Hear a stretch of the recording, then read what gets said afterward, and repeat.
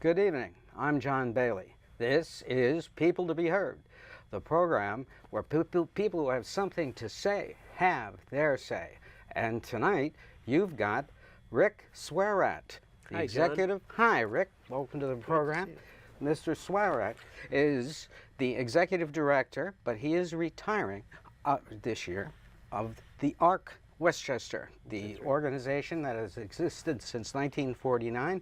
It has 800 employees serving about 2,000 persons, and you are here to sort of take stock of your last 35 years as executive director of Westchester's leading organization serving the disabled.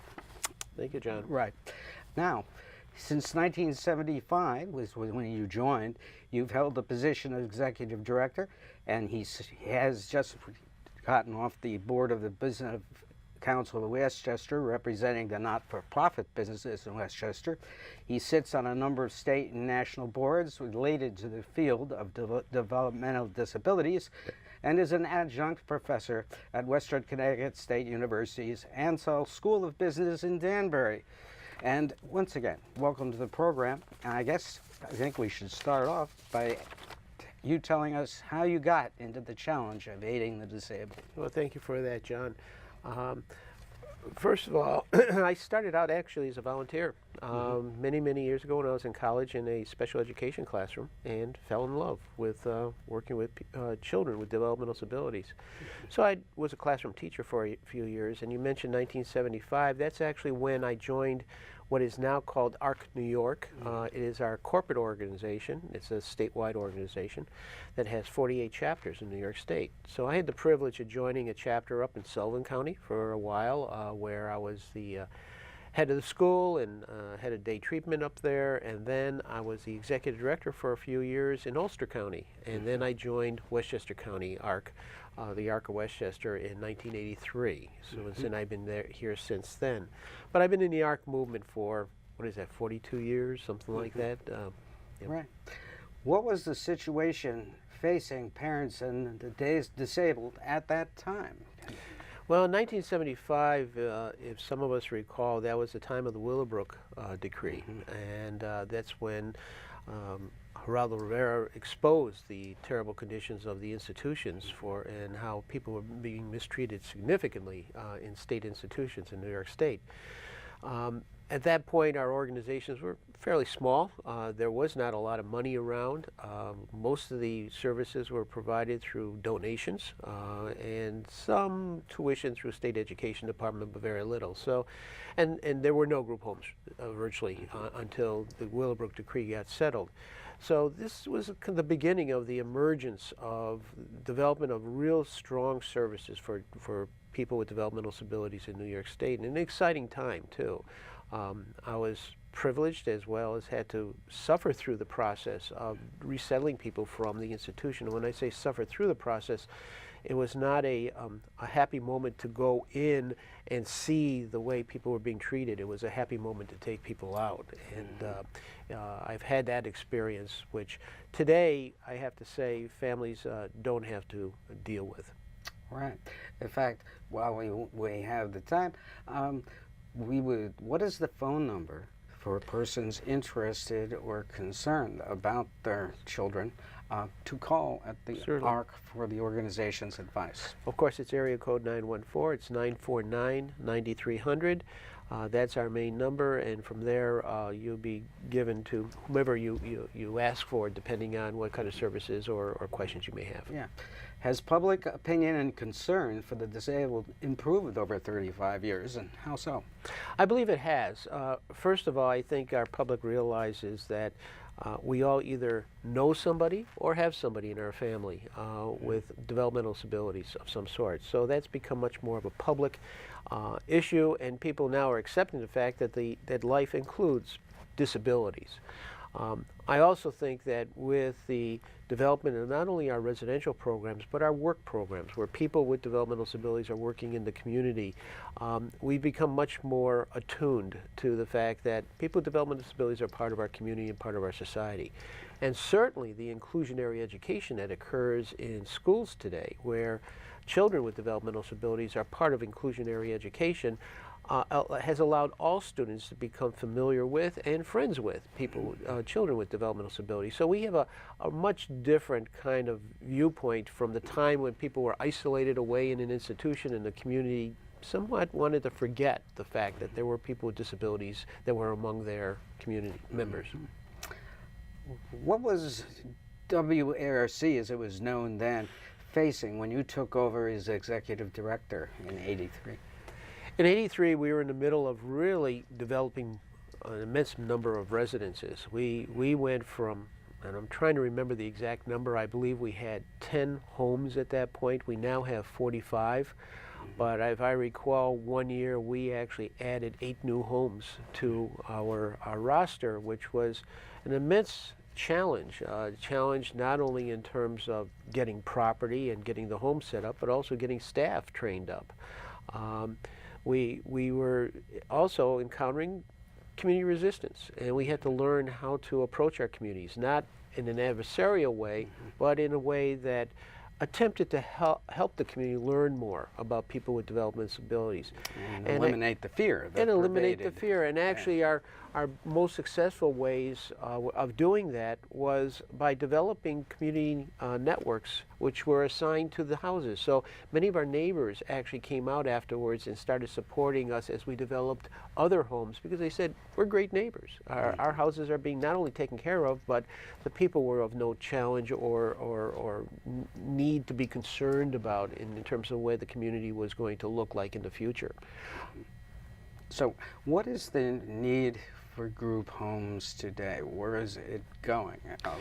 So when we were doing deinstitutionalization, it was very traditional to open up homes of between 8 to 10 individuals.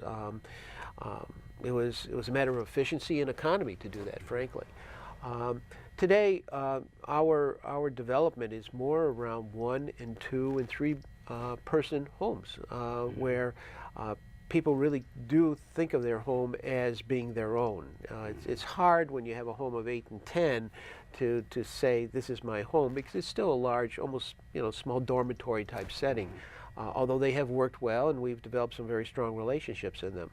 But today we're opening up smaller kinds of homes where we try to find people who really are friends. And many times people come to us and ask if we can develop a home around 2 or 3 people. The amount of money for developing homes is not there today. That's a challenge for us in terms of finances. So our organizations are using donor funds as well as private dollars that coming from some of the families to help buy the property.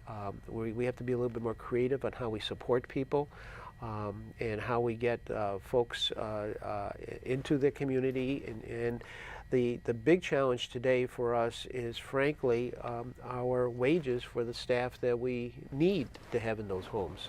Our wages have not gone up in many years, largely because we have not gotten any cost of living increases for probably close to 8 years. So the challenge today is not only recruiting, but keeping good staff, having them trained up and ready to be able to. Do you have large turnover? We haven't had a huge turnover until recently, and it's the salaries are starting to really make a difference. And we were fortunate last year in the budget, this is in 2017-18, of getting a small increase for our staff. We did not get that same kind of increase in this year's budget. We were hoping to because we're really far behind. The turnover is related to 2 things: wages and then also how you treat your people. So we're struggling with that right now. All right. So what are the fiscal challenges, facing organizations like ARC looking ahead? We're undergoing a lot of change in New York State. When Governor Cuomo came in his first term, he made it clear that he wanted to see us move away from what has been referred to as a fee-for-service system to a managed care system. And that transition started, but has not been completed yet, and it will not be completed until, my guess is around 2022, somewhere around there. We're going through that change right now. I caution people not to get too concerned about whether you call it managed care or fee for service. That's it's a structure. It's a financial structure. We have to learn how to use it to make it helpful to people. However, we have to also work with the managed care companies that are involved so that they understand what the services for people with developmental disabilities look like. Managed care, managed care is really a medical structure that's based on wellness. And so when you go to the doctor, you have your half-hour visit, and hopefully you're well when you leave. People with developmental disabilities have long-term conditions, and that's the difference between. All right. Have they indicated what the structure will be, top down or? No, it's bottom up? evolving. It's evolving. We're in the first part of it right now. For those that know the field, we've had Medicaid service coordinators working for us within our organizations. The federal government has told the state government that that's a conflict of interest, that these service coordinators should be in a separate organization and allow families to make choices among many organizations to provide services to their individual. So we're in the process right now of creating what is called a care coordination organization that is taking all these service coordinators that have been employed by all the many organizations in the community and putting them in this separate organization. That's the first step. The second step will be then to align with a managed care organization that will actually receive the money from the state and then distribute it to the various partners. Has the management of the OPWDD, which is the state agency that supervises the handicapped care, improved over the last 35 years, in your opinion? Where does it need to go, in your opinion? Well, OPWD started out as a very large agency that did both services as well as oversee the services and the finances for our organization. Moving into managed care, it's becoming less of an organization of distribution of dollars. As a matter of fact, the dollars are now coming through the health department, Department of Health. OPWDD is more of a policy organization today, and also provides some services because they do provide some residential services. So it's become smaller, and it's served as an advisor to and a portal to the services in the community on behalf of families. It has gone through some of its own changes that based on, first of all, retirements of some highly qualified people, who means that some of the archival thinking that people have done in the past is no longer there. Tribal Or archival, Archival? yeah, sure. People bring history, and so as we go through changes, that history is lost. But the organization is going through its own changes, and we have to get used to the fact that they are no longer going to be the place that we go to and ask for money. We have to do that differently in the future. Yeah. Who will you be asking? Well, it's going to be a combination of the managed care companies and the Department of Health. All right. Now, health care for the disabled. What is the situation organizations like yours face as Medicaid cuts, perhaps even SSI, are all subject to the whim of the present administration in Washington? Well, we're watching that very carefully, John.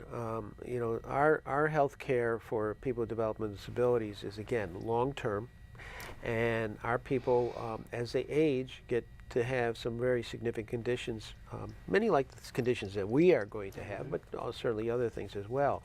So the cut to Medicaid and SSI really concerns us if it really goes through, because we need to be able to support the fees that go to doctors who are qualified to work with our folks. And we still have issues around getting people, doctors and other clinicians, into these networks of healthcare and accepting the Medicaid rates that are being provided through the Department of Health. So that is one issue. Number two, our population, if you think about it, when you think about insurance, you try to spread your risk as wide as possible. So you hopefully have a very healthy population, and then you have a sick population, and not everybody's drawing down all these dollars. When you have people with developmental disabilities with long-term care and long-term needs, they are a challenge to insurance companies because they're drawing down a lot of dollars. So we're still finding insurance companies as well as medical practices that are concerned about taking on too many people with developmental disabilities into their business plan until they can find other ways of sharing that risk. Pick your insurance programs? There's not a lot of places to pick from right now. We do have our own managed care company that we started about 3 or 4 years ago. There's 4 ARCs in New York State that started something called PHP. As it's the only managed care insurance company in the nation that serves exclusively people with developmental disabilities. And while it's doing okay, it is struggling because, again, we only have people with developmental disabilities in our network, and they draw down an awful lot of dollars and services, and so we have to learn to control those things. The ARC has pioneered the return to the community for the disabled through job programs that employ the disabled. You pioneered that. How many clients of ARC now are employed, and how is that working? Well, first of all, I'm going to use the word employment in a wider sense. Yes. We look at people who are being paid in jobs as well as people who are volunteering. So we have over 600 people out every single day in some form of employment arrangement. We have about 350 people who are actually paid in some kind of employment in the community and are working at least 10 hours a week, some up to 40 hours a week. In jobs, a wide-ranging hourly rates, but nobody earns less than minimum wage.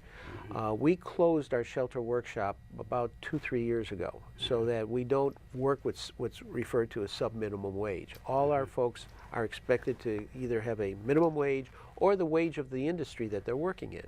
So that has been really a game changer for many of our folks. We are also a significant part of the volunteer network here in Westchester, and many of the not-for-profits, especially those that are environmental and also the food banks, highly depend on us. We are going to be getting an award from Feeding Westchester, it used to be called the Food Bank, for working with the backpack program. I'm trying to remember the statistics, but it's something like 25,000 backpacks are being packed every year by our folks and delivered to schools for those children in need. And that wouldn't happen without those hands-on kinds of experiences. So that has brought us into the community as part of an integral part of the employment, business, and volunteer community. And if employers are interested in employing the disabled, they should call that number. They should call that number, 949-9300. We'll put you in touch with our job development folks who would come out and work with you, talk about how we can become part of your business plan, and that's really important to understand. We believe that we add value to every business, and we often offer business recommendations in terms of how we can make things more efficient by using our folks. Right. Now, speaking of planning for the future, there is a new executive director who will be taking over for you. Yes, very excited. Tibby Guzman, who has been our Associate Executive Director, COO, for the last 4 years, but she's been with our organization for around 10 years right now in a variety of capacities of senior leadership, will be taking over on June 15th as I retire. Tibby brings a very strong background in hospital administration, which is very important as conversion to managed care. Tibby is also a parent of a young man on the spectrum of autism who has been employed in the community for many years, just received an award, as a matter of fact, at our annual employers breakfast. He's been employed at Regeneron and along with many of his colleagues and doing very well. And he's, so she brings a strong and very rich background as somebody who knows something about the field itself, is very innovative, has brought a lot of new ideas to us that have been highly successful, in particularly in the area of employment and residential development, and she brings that sensitivity of being a parent. Right. Now, having been executive director the last 35 years for ARC, what do you feel is your biggest success? I'm not going to point to, I'm going to name a couple of things, but I'm going to put in a larger value. I've always believed very strongly that to be successful, you got to listen to somebody. You have to find out what they really are looking for in life. And I think that the success we've had in creating employment opportunities for people, we have a very successful art gallery program that is displayed in the community. We have a very successful cognitive technology program associated with Mercy College. All come from, and that's only examples, all come from listening to what our folks, our families are telling us is the next thing that they need to support them. Supporting people with developmental disabilities means that we have to be contemporary to the rest of society around us. We have to be fully integrated.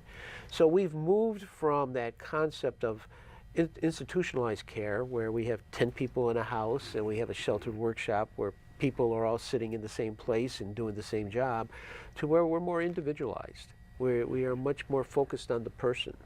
You get to live where you want and choose the person you live with. You get to look for a career and a job that you want, not something that we just put you into. You can ask to become part of an art or a creative arts program of some sort and be on stage because that's who you see yourself as.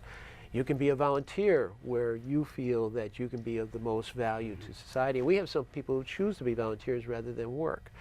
So it's all that listening and hearing the individual, I think, that has made a real difference for us. And that comes from that value of having a family-centered board. Now, what do you feel you're most disappointed at? I like to see more residential development and more dollars dedicated to the field. I think we're struggling today because, partially because of our success.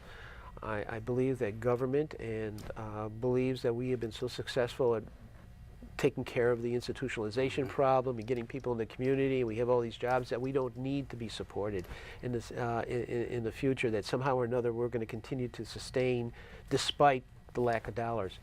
So I think that our advocacy, and you asked about OPWD earlier. OPWD used to be a very strong advocacy organization for us in state and federal government. It's somewhat diminished today because it has a different role. So that is something that is of great concern to us. Now, looking ahead, what is the ARC's main concern about the future? Well, I mentioned earlier I want to start with staff salaries. Yeah, and it's not just us. If you like to take a look at the demographics of the country, I'm retiring, and at some point I may need additional services myself. And there's a lot of us in the baby boomer generation that are now facing retirement and issues that may require care. We don't have the number of people in our country who can be caretakers for all the emerging needs, let alone the needs we have right now. So the field of direct care support, professionals being aligned in the health professions and the support professions is great concern. And then the salaries attached to that. We have to give as much credibility and honor to people working to support us as we do to technology, as we do to banking, as we do to other fields. It's telling that the teaching profession is rising now, saying they're not getting enough, and it's true, they're not getting enough. But I'll tell you that folks who are direct service professionals are well below that, and many times are only making minimum wage, and yet they have to be trained up to understand medication, they understand behavior, they understand all kinds of care needs. Highly demanding and intuitive. Very intuitive and stressful. Very stressful. I mean, Definitely. Caring for an individual and knowing that every action you take is going to be observed and criticized is a stressful thing. Yes. Now, what would you like to say to the parents and relatives of disabled individuals and the authorities who have the responsibility for their care? Well, for the families, I say get involved. Our organization, as I mentioned, is a family-based organization. Our bylaws dictate that 51% of our board our family members and or people receiving support services from us. Our board is more like 95% family members, and they bring great value to us as we think through problems. You know, when we started up the managed care company, we did that because we thought families will be running that company, not some bureaucrat someplace. So that is really important. I think for the bureaucrats in the state is they need to listen. They need to listen to what are the real challenges and realize that they have a responsibility too. The state constitution actually says that the state government has a responsibility for people with disabilities. It's there right in the Constitution. Well, they have to take that seriously. And not that they have to throw tons of money at us all the time whenever we cry, but we ought to be partners in talking about what is the best quality that needs to be looked at in terms of providing services in the community. Is the population of the disabled growing fast, slow, or is it stabilized? It's changing. You may have seen the latest statistics on autism. The people that are coming to us today are different. First of all, many of them have gone through a inclusionary education, so they have a little bit more education than say 40 years ago. There's more demand for individualized services. The folks that we support now actually tell us what they're looking for as opposed to being passive as when we took people out of the institution. The latest statistics on autism, if I recall correctly, it's now 1 in 59, I think. It was 1 in 75 or 80 about 2 years ago. Part of that is probably because we're getting better at identifying people who have those kinds of support needs, but also there may be other factors in line and we don't know what they are. So the way we need to train staff to support these folks are different. It's not a safety and health issue any longer. We're not just caring for people. We are providing them with a space to become a person in their community, which is entirely different. You have emerging personalities, you have values. Right. Well, Ric Swierat, the executive director of Arc Westchester, who is retiring in the middle of June. Congratulations and my admiration for the work you've done, and you have been heard. Thank you, John. I appreciate the time. Thank you. John Bailey for People to be Heard.